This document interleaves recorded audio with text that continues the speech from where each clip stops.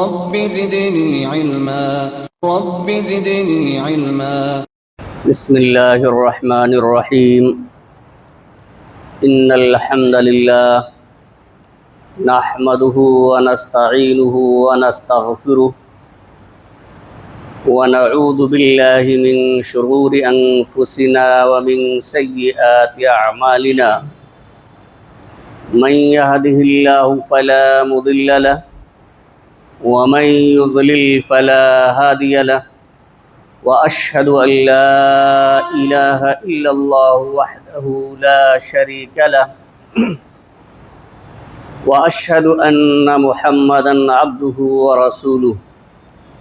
يا أيها الذين آمنوا اتقوا الله حق تقاته ولا تموتن إلا وأنتم مسلمون. يا أيها الناس اتقوا ربكم الذي خلقكم من نفس واحدة وخلق منها زوجها وبث منهما رجالا كثيرا ونساء. واتقوا الله الذي تساءلون به والأرحام إن الله كان عليكم رقيبا. يا أيها الذين آمنوا اتقوا الله وقولوا قولا سديدا يصلح لكم أعمالكم ويغفر لكم ذنوبكم ومن يطع الله ورسوله فقد فاز فوزا عظيما. أما بعد فإن خير الحديث كتاب الله وخير الهدي هدي محمد صلى الله عليه وسلم وشر الأمور محدثاتها وكل محدثة بدعة وكل بدعة ضلالة وكل ضلالة في النار. عن ابن عباس رضي الله تعالى عنهما قال قال رسول الله صلى الله عليه وسلم ما من أيام العمل الصالح فيها أحب إلى الله من هذه الأيام يعني أيام العشر. قالوا يا رسول الله ولا الجهاد في سبيل الله؟ قال ولا الجهاد في سبيل الله إلا رجل خرج بنفسه وماله فلم يرجع من ذلك بشيء. رواه أبو داود.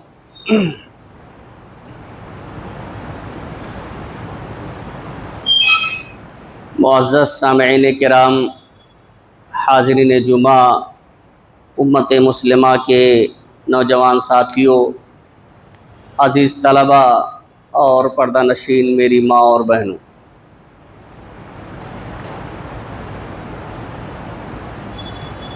خطبہ مسونہ کے بعد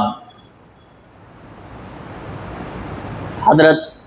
ابن عباس رضی اللہ تعالی عنہما سے مروی ایک روایت آپ حضرات کے سامنے پڑھی گئی ہے، جسے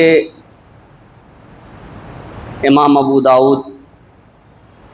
رحمہ اللہ نے ابو داؤد کے اندر اور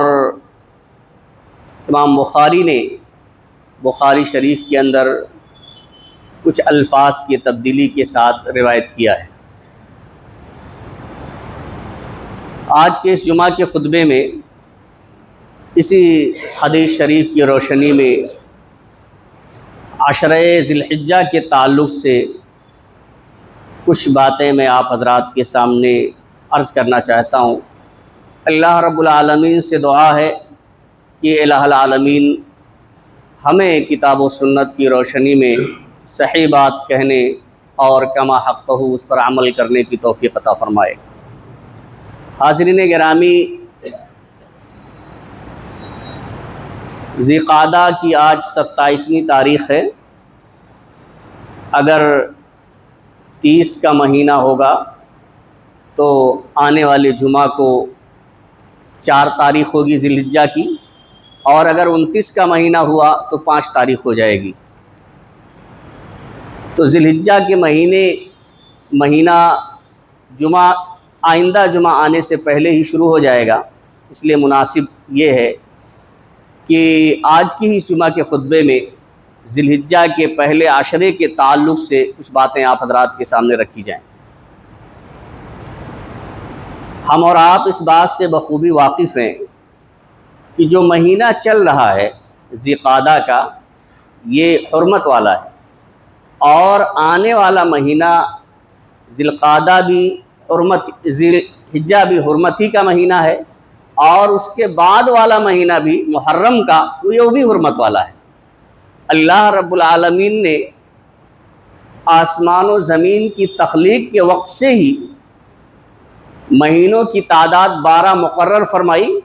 اور ان میں 4 حرمت والے قرار دیے، جن میں سے 3 مہینے لگاتار پے در پہ آتے ہیں، ذی قعدہ جس کی آج 27ویں تاریخ ہے، اور ذی الحجہ،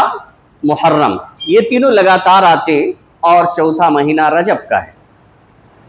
تو اس کی فضیلت کے لیے کافی ہے کہ اللہ رب العالمین نے اپنی کتاب قرآن مجید کے اندر حرمت والا مہینہ اس کو قرار دیا، اور ان مہینوں میں قتل و خونریزی، جنگ و جدال، اور خصوصیت کے ساتھ اللہ رب العالمین کی نافرمانی سے منع فرمایا۔ لیکن ذی الحجہ کے جو پہلے 10 دن ہیں اس کا اور بھی بہت زیادہ مقام ہے، حرمت کے مہینے میں سے ہونے کے علاوہ بھی۔ جو روایت میں نے آپ کے سامنے پڑھی ہے، جس کے راوی حضرت ابن عباس رضی اللہ تعالیٰ عنہ ہیں، وہ بیان کرتے ہیں کہ اللہ کے رسول صلی اللہ علیہ وسلم نے فرمایا، ما من ایام العمل الصالح فیہا احب الی اللہ من هذه الایام، یعنی ایام العشر، کہ دوسرے دنوں میں جو اعمال کیے جاتے ہیں، جتنے بھی اچھے اعمال اور دوسرے دنوں میں اللہ رب العالمین کی رضا کے لیے، اس کی خوشنودی کے لیے انجام دیے جاتے ہیں، چاہے وہ نماز ہو، چاہے وہ روزہ ہو، چاہے وہ زکوٰۃ ہو، یا دوسرے نیک اعمال ہوں، ان کے مقابل میں ان ذی الحجہ کے جو ابتدائی 10 دن ہوتے ہیں، ان میں جو اعمال کیے جاتے ہیں اللہ رب العالمین کی رضا کے لیے، یہ اعمال اللہ رب العالمین کے نزدیک بہت ہی زیادہ محبوب اور پسندیدہ ہوتے ہیں۔ ویسے کبھی بھی کسی بھی وقت کوئی اچھا عمل انسان کرتا ہے تو وہ عمل اللہ رب العالمین کے نزدیک محبوب ہوتا ہے۔ اللہ رب العالمین ہر اچھے عمل کو پسند کرتا ہے، اس سے راضی اور خوش ہوتا ہے، لیکن جو اعمال خصوصیت کے ساتھ ان دنوں میں کیے جاتے ہیں، وہ اعمال اللہ رب العالمین کو اور دوسرے دنوں کے مقابل میں کیے گئے اعمال سے بہت زیادہ محبوب ہوتے ہیں۔ صحابہ کرام نے اللہ کے رسول صلی اللہ علیہ وسلم سے سوال کیا، پوچھا کہ یا رسول اللہ ولل جہاد فی سبیل اللہ، جہاد ایک مقدس عمل ہے جو اسلام کی سربلندی کے لیے کیا جاتا ہے، جس میں انسان اپنی جان اور مال کی قربانی پیش کر دیتا ہے۔ اس عمل کے بارے میں صحابہ کرام نے اللہ کے رسول صلی اللہ علیہ وسلم سے پوچھا اور سوال کیا کہ ولل جہاد فی سبیل اللہ، اللہ کے رسول صلی اللہ علیہ وسلم، کیا اللہ کے راستے میں جہاد کرنا بھی محبوب نہیں ہے؟ یعنی کوئی شخص کوئی عمل عشرے ذی الحجہ میں کرتا ہے، ذی الحجہ کے پہلے 10 دنوں میں کرتا ہے، اس کے مقابل میں اگر کسی دوسرے دن، کسی دوسرے مہینے میں کوئی شخص اللہ رب العالمین کے راستے میں جہاد کرتا ہے، تو کیا اس کا جہاد کرنا بھی اللہ کے نزدیک اتنا زیادہ محبوب نہیں ہے؟ تو اللہ کے رسول صلی اللہ علیہ وسلم نے اپنی زبان مبارک سے ارشاد فرمایا، ولل جہاد فی سبیل اللہ، ہاں اللہ کے راستے میں جہاد کرنا بھی، یعنی اس مقدس عمل سے بھی زیادہ عمل اللہ رب العالمین کو محبوب ہے جو ذی الحجہ کی ابتدائی 10 دنوں میں کیے جاتے ہیں. الا رجل خرج بنفسه ومالی فلم يرجع من ذلك بشيء. لیکن آپ نے آگے فرمایا لیکن ایسا مجاہد جو اپنی جان و مال کے ساتھ اللہ کے راستے میں نکل گیا اور کچھ بھی واپس لے کر کے نہیں آیا، یعنی اپنی مال کی بھی قربانی دے دی اور اپنی جان کی بھی قربانی دے دی، یعنی ایسا مجاہد اس کے مقابل ہو سکتا ہے. ورنہ جو ہے جو بھی عمل ان 10 دنوں میں کیے جائیں گے تمام اعمال سے زیادہ محبوب ہوں گے. آخر وجہ کیا ہے؟ حافظ ابن حجر رحمۃ اللہ علیہ نے فتح الباری کے اندر اس کا نقطہ بیان کیا ہے کہ ان 10 دنوں کے اندر ذی الحجہ جب شروع ہوتا ہے تو اس کے جو ابتدائی 10 دن ہیں، ان 10 دنوں کے اندر جو اعمال کیے جاتے ہیں اللہ رب العالمین کو سب سے زیادہ محبوب کیوں ہیں؟ اللہ رب العالمین ان اعمال کو کیوں زیادہ پسند کرتا ہے؟ ان دنوں میں کیے جانے والے اعمال کو کیوں زیادہ پسند کرتا ہے؟ تو انہوں نے نقطہ بیان کیا ہے والذی یظہر ان السبب فی امتیاز عشر ذی الحجہ لمکان اجتماع امہات العبادہ فی وہی الصلاۃ والصیام والصدقہ والحج ولا یتأتی ذلک فی غیرہ. کہہ رہے ہیں اصل میں عشر ذی الحجہ میں جو اعمال کیے جاتے ہیں 10 دنوں میں، ان 10 دنوں میں تمام اہم عبادتیں جمع ہو جاتی ہیں. ذی الحجہ کے جو ابتدائی 10 دن ہیں ساری جو اہم عبادتیں ہیں جیسے نماز، روزہ، صدقہ اور حج، یہ اہم عبادتیں ہیں ان دنوں میں اکٹھا ہو جاتی ہیں. اور جو 12 مہینے،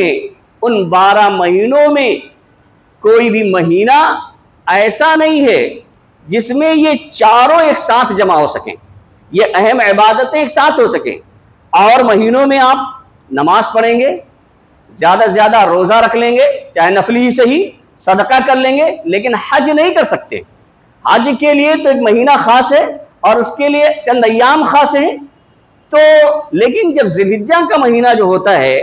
اس میں نماز، روزہ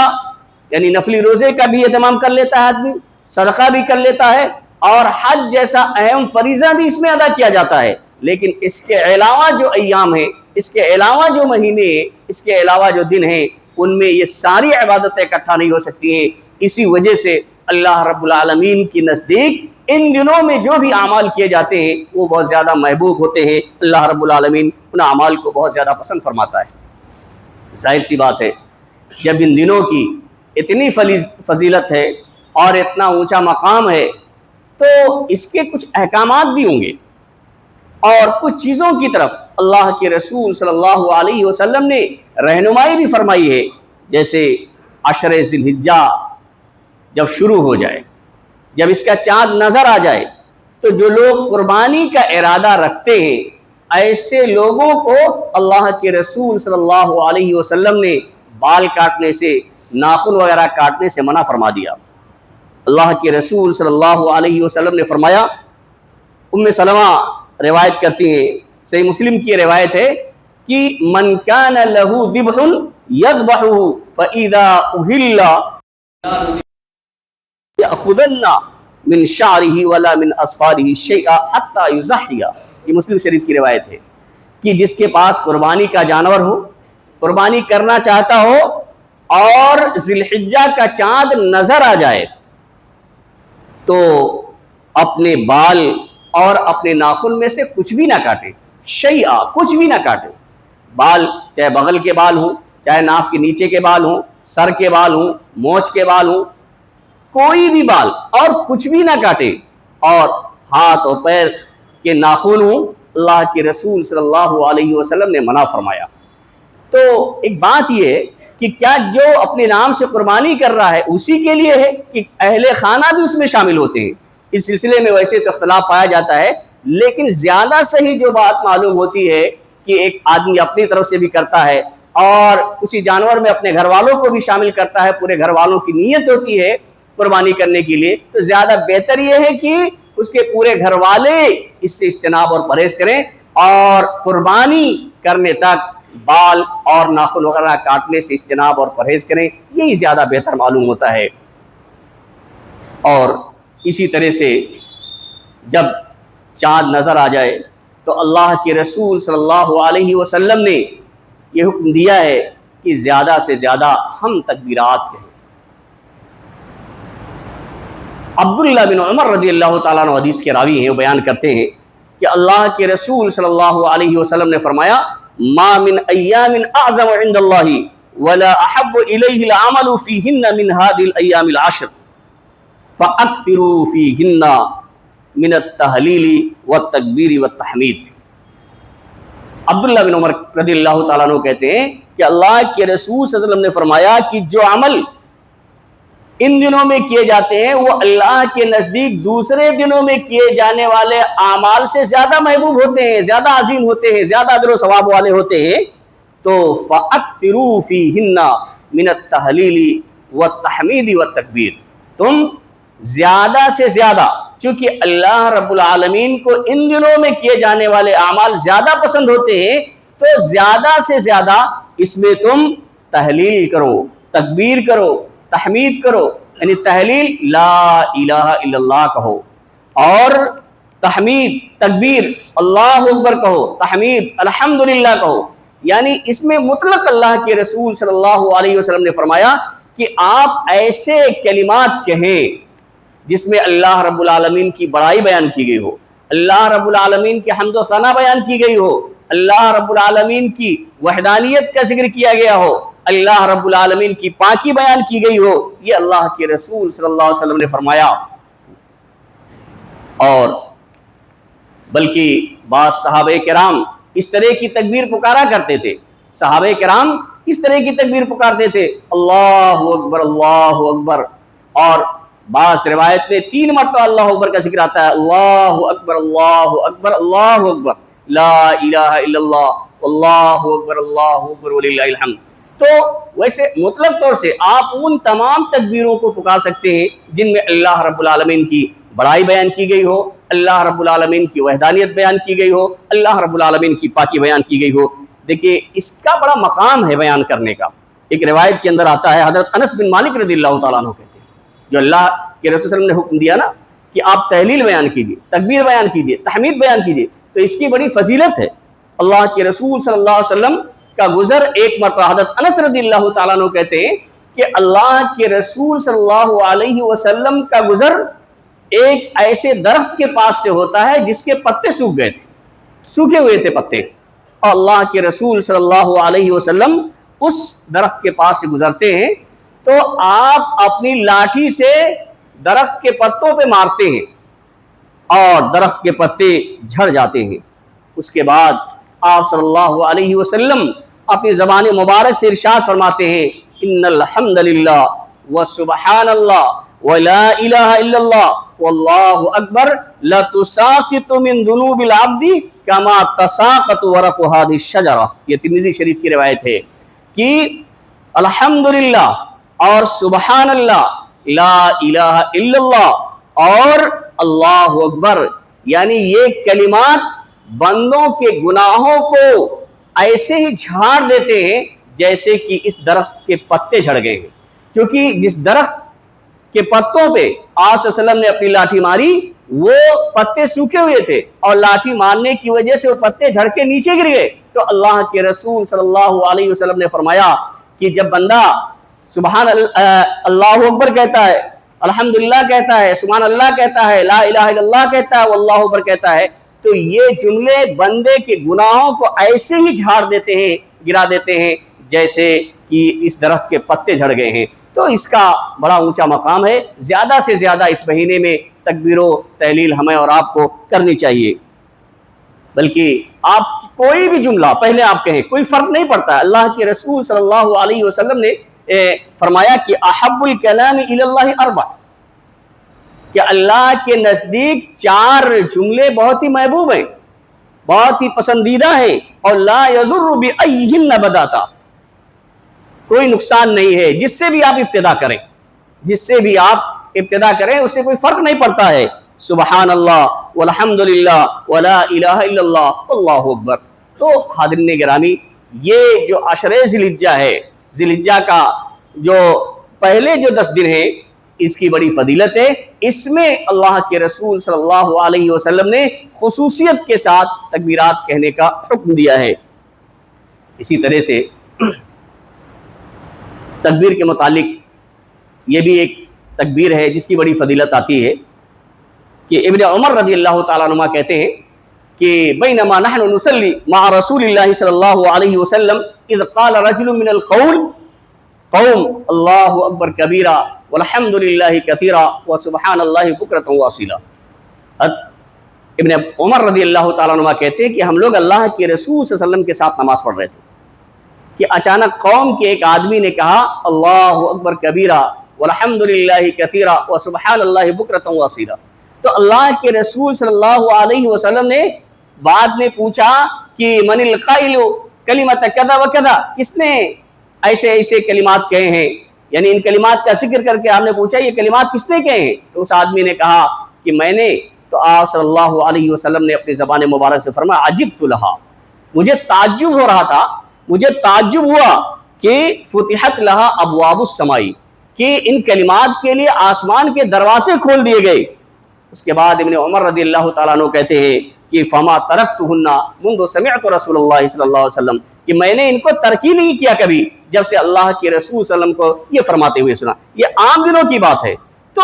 جب یہ ان کلمات کے کہنے سے یہ عام دنوں کی یہ فضیلت ہے، اور جب ان کلمات کو ہم زیادہ سے زیادہ ان دنوں میں کہیں گے جن دنوں میں کوئی بھی اچھا عمل کیا جائے تو اللہ رب العالمین کو زیادہ محبوب ہوتے ہیں، تو اس کا کتنا اجر و ثواب ملے گا۔ اسی طرح سے یہ عشر ذی الحجہ یعنی پہلے عشرے میں روزہ رکھنا بھی مسنون ہے۔ اللہ کے رسول صلی اللہ علیہ وسلم نفلی روزے کا اہتمام بھی کیا کرتے تھے۔ حدیث کے الفاظ ہیں عن بعض ازواج النبی صلی اللہ علیہ وسلم قالت کان رسول اللہ صلی اللہ علیہ وسلم یصوم 9 ذی الحجہ ویوم عاشوراء وثلاثة ایام من کل شہر۔ یہ ابو داؤد کی روایت ہے۔ نبی صلی اللہ علیہ وسلم کی ازواج مطہرات میں سے بعض بیویوں سے روایت ہے کہ اللہ کے رسول صلی اللہ علیہ وسلم ذی الحجہ کے 9 دنوں کا روزہ رکھتے تھے۔ ایک دن کی بات نہیں ہے، 9 دنوں کا روزہ رکھتے، 9 ذی الحجہ اور ویوم عاشوراء، اور عاشوراء یعنی 10 محرم کو روزہ رکھتے تھے، وثلاثة ایام من کل شہر، اور ہر مہینے کی 3 دن کا روزہ رکھتے تھے، یعنی 13، 14، 15 جن کو ایام 20 کہا جاتا ہے عربی تاریخ کے حساب سے، تو روزہ رکھتے تھے۔ اور بھی دنوں میں آپ صلی اللہ علیہ وسلم روزہ رکھتے تھے۔ تو ابو داؤد شریف کی اس روایت سے معلوم ہوتا ہے کہ آپ صلی اللہ علیہ وسلم 9 دنوں کا نفلی روزہ رکھا کرتے تھے۔ تو اگر کوئی شخص روزہ رکھنا چاہے تو 1 سے لے کر کے 9 دنوں تک رکھ سکتا ہے، یا چند دنوں کا رکھ لے، بلکہ ایک دن جو اس میں ہے عرفہ کا دن جسے کہا جاتا ہے، عرفہ کا روزہ 9 ذی الحجہ کا، اس کی بہت زیادہ فضیلت بیان کی گئی ہے۔ ویسے 9 دنوں میں آپ کسی بھی دن رکھتے ہیں یا 9 دن کا پورا رکھتے ہیں تو جتنا آپ روزہ رکھیں گے اس کا اجر و ثواب ملے گا، لیکن خاص طور سے ایک دن جو 9 ذی الحجہ کا روزہ ہے اس کے بارے میں اللہ کے رسول صلی اللہ علیہ وسلم نے فرمایا کہ صیام یوم عرفہ احتسب علی اللہ ان یکفر السنۃ التي قبلہ والسنۃ التي بعدہ۔ آپ صلی اللہ علیہ وسلم نے فرمایا کہ عرفہ کے دن کا روزہ میں اللہ رب العالمین سے اس بات کی امید کرتا ہوں کہ 1 سال کے پہلے اور 1 سال کے بعد کے گناہوں کا یہ کفارہ ہو جائے گا۔ مطلب صرف ایک دن کے روزے کی بات ہے کہ 9 ذی الحجہ کا جو روزہ ہے، عرفہ کے دن کا جو روزہ ہے، اس کے بارے میں اللہ کے رسول صلی اللہ علیہ وسلم نے فرمایا کہ میں یہ امید کرتا ہوں اللہ رب العالمین سے کہ یہ روزہ 1 سال کے گزرے اور آئندہ 1 سال کے آنے والے گناہوں کے لیے کفارہ ہو جائے گا۔ اور عرفہ کا دن اسی عشر ذی الحجہ میں پڑتا ہے جو 9 تاریخ کو پڑتا ہے، اور اس دن کی بڑی فضیلت ہے۔ اللہ تبارک و تعالی جتنا زیادہ عرفہ کے دن اپنے بندوں کو جہنم سے آزاد کرتا ہے اتنا کسی دن نہیں کرتا۔ اللہ کے رسول صلی اللہ علیہ وسلم نے فرمایا ما من یوم اکثر من ان یعتق اللہ فیہ عبدا من النار من یوم عرفہ، کہ اللہ رب العالمین عرفہ کے دن سے زیادہ کسی دن اپنے بندوں کو جہنم سے آزاد نہیں کرتا ہے۔ یعنی سب سے زیادہ یہی عرفہ کا دن ہوتا ہے جس دن اللہ رب العالمین اپنے بندوں کو زیادہ سے زیادہ کثرت کے ساتھ جہنم سے آزاد کر دیتا ہے۔ وَإِنَّهُ لَيَدْنُو ثُمَّ يُبَاهِي بِهِمُ الْمَلَائِكَةُ، اور اللہ رب العالمین قریب ہوتا ہے فرشتوں پر سے ان بندوں پر جو عرفات کے میدان میں ہوتے ہیں اور لبیک اللہم لبیک کی صدا پکارتے ہیں، ایسے لوگوں پر فرشتوں سے فخر کرتا ہے اور یہ کہتا ہے ما اراد ہؤلاء، میرے بندے کس چیز کا ارادہ کر رہے ہیں، ان کی کیا نیت ہے، کیا چاہتے ہیں، تو فخر کرتا ہے کثرت سے۔ اس دن اللہ تعالیٰ اپنے بندوں کو آزاد کرتا ہے۔ اس دن کوئی شخص روزہ رکھ لیتا ہے تو 1 سال گزرے گناہوں کا کفارہ، 1 سال آئندہ آنے والے گناہوں کا یہ کفارہ بن جاتا ہے۔ اور یہی وہ عشرہ ہے جس میں فریض حج ادا کیا جاتا ہے، جس کے بارے میں اللہ کے رسول صلی اللہ علیہ وسلم نے اپنی زبان مبارک سے ارشاد فرمایا من حج للہ فلم یرفث ولم یفسق رجع کیوم ولدتہ امہ، کہ جو شخص اللہ کی رضا کے لیے، اللہ کی خوشنودی کے لیے دکھاوا نہ ہو، ریاکاری نہ ہو، تو اللہ کو خوش کرنے کے لیے یعنی للہیت کے ساتھ اگر حج کرتا ہے فلم یرفث، اور وہ ہم بستری نہیں کرتا ہے، صحبت نہیں کرتا ہے، ولم یفسق، اور گناہ کا کوئی کام نہیں کرتا ہے، نہ صغیرہ گناہ کرتا ہے نہ کبیرہ گناہ کرتا ہے دوران حج، تو رجع کیوم ولدتہ امہ، تو ایسے ہی واپس لوٹ کر کے آتا ہے جیسے کہ اس کی ماں نے اسے جنا ہے۔ یعنی بچہ جب پیدا ہوتا ہے تو اس کے ذمے کوئی گناہ نہیں رہتا، بالکل گناہوں سے پاک اور صاف ہوتا ہے۔ تو جس طرح سے بچہ پیدائش کے وقت گناہوں سے پاک صاف ہوتا ہے، ایسے اگر کوئی شخص حج کرتا ہے جس پہ ریاکاری نہیں ہوتی ہے، دکھاوا نہیں ہوتا ہے، خالص اللہ کی رضا مقصود ہوتی ہے، تو اللہ تبارک و تعالیٰ اس بندے کو ایسے ہی گناہوں سے پاک اور صاف کر دیتا ہے جیسے بچہ پیدا ہونے کے وقت گناہوں سے پاک صاف ہوتا ہے۔ اور ایک دوسری روایت کے اندر اللہ کے رسول صلی اللہ علیہ وسلم نے فرمایا العمرۃ الی العمرۃ کفارۃ لما بینہما والحج المبرور لیس لہ جزاء الا الجنہ، کہ ایک عمرہ دوسرے عمرہ تک کے درمیان کے گناہوں کا کفارہ بن جاتا ہے، اور حج مبرور جسے حج مقبول کہا جاتا ہے اس کا بدلہ تو صرف جنت ہی ہے۔ تو حاضرین گرامی، یہی وہ عشرہ ہے جس عشرے میں اس فریضے کی ادائیگی کی جاتی ہے جو اسلام کی بنیادوں میں سے ایک اہم بنیاد ہے۔ تو اس عشرے کی بڑی فضیلت ہے، ہم زیادہ سے زیادہ اس عشرے میں تکبیر و تحلیل بیان کریں، اللہ رب العالمین کے حمد و ثنا بڑائی بزرگی بیان کریں، اور کثرت سے نفلی روزے کا اہتمام کریں۔ لیکن ایک بات یاد رہے کہ خواتین کے لیے ایک شرط ہے، چونکہ یہ نفلی روزہ ہے، اور اللہ کے رسول صلی اللہ علیہ وسلم نے فرمایا کہ کسی عورت کے لیے جائز نہیں ہے کہ اس کی شوہر کی موجودگی میں نفلی روزے کا اہتمام کرے بغیر اس کی اجازت کے۔ اگر اس کا شوہر اس کے پاس موجود ہے تو عورت کے لیے ضروری ہے کہ نفلی روزے کا اہتمام کرنے سے پہلے اس کی اجازت لے لے۔ تو ان تمام چیزوں کا ہم تمام لوگوں کو خیال رکھنا چاہیے۔ اللہ رب العالمین سے دعا ہے کہ الہ العالمین ہمیں اس عشرے کی فضیلت کو سمجھنے اور اس کے مطابق عمل کرنے کی توفیق عطا فرمائے۔ الہ العالمین ہم میں جو پریشان حال ہیں ان کی پریشانیوں کو دور فرما دے، جو لوگ بیمار ہیں انہیں شفاء کامل و عاجل عطا فرما، جو لوگ مقروض ہیں انہیں قرض کی ادائیگی کی توفیق عطا فرما۔ بارک اللہ لنا ولکم فی القرآن العظیم ونفعنا وإیاکم بالآیات والذکر الحکیم، انہ تعالی جواد کریم ملک رؤوف رحیم۔